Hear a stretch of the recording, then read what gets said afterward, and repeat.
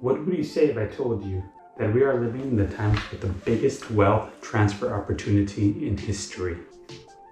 First, let's talk about electric vehicles. Electric vehicles have long been invented, but it is without a doubt that they are finally getting adoption. Stocks of electric vehicle companies such as Tesla and its Chinese competitor NIO have risen so high within the past 2 or so years that it has brought fortune to whoever owned them. There's also been a disruption in the financial system. This year alone saw the beginning of meme stocks such as GameStop and AMC, where real people like you and I became millionaires overnight. But it goes deeper than that. It also started a movement between the little people and the corporations of Wall Street to stop the corruption that those big players have been playing for so long. Within the past 10 or so years, the working class has adopted it, the rich have adopted it, celebrities have spoken out about it, companies have put it under their balance sheets, and even a few small countries have adopted it as legal tender. Of course, I'm talking about Bitcoin. But it doesn't stop there. Next is social media. Now, there are more social media platforms than I can even count. But not so long ago, there were only a handful. And anyone who has utilized these platforms has become wealthier than most people have working a day job. For instance, take this little kid who would upload videos of him singing cover songs to YouTube. He was actually very good for his age. He kept posting videos and got millions of views.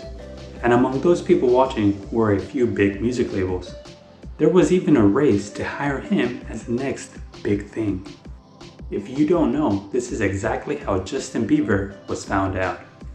But that doesn't mean social media is only for celebrities. In fact, social media created a platform where normal people, famous people, or literally anyone can connect with one another.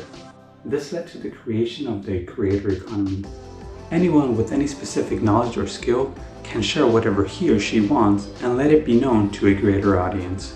So what do all of these have in common? Well, it is a way that people have gained immense wealth within the past 10 or so years, and it only required one tool, the internet.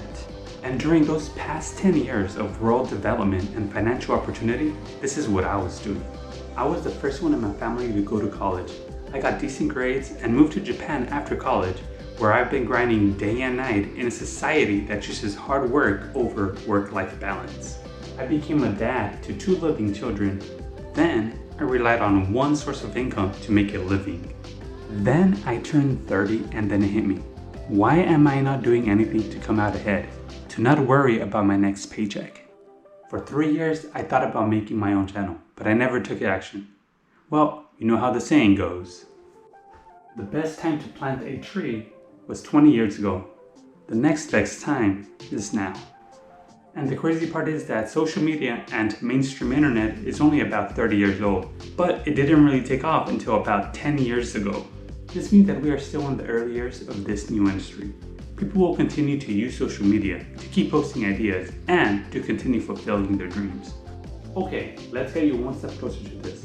Think about at least 3 things that have held you back within the past 5 years. Then come up with simple solutions. And while you're at it, if you're getting value out of this video, then make sure to hit the like button. Okay, for me, 3 things that held me back were my anxiety, my addiction, and not having enough time. Okay, I have 3 problems. Let's discuss them. My addiction was a problem that I've had for more than a decade. It got to the point that it was interfering with my daily life. I was depressed and didn't have a purpose in anything I did. So the past 4 years, I went on a self-improvement journey where I found running, meditation, and good habits as remedies. Next, my anxiety inhibited me from living life to the fullest. And even though I implemented good self-care habits, they could only go so far. So I sought out help from professionals and loved ones. And now, with their help, I am doing the best that I've done in years. My third excuse, I have no time. Well, let me tell you something.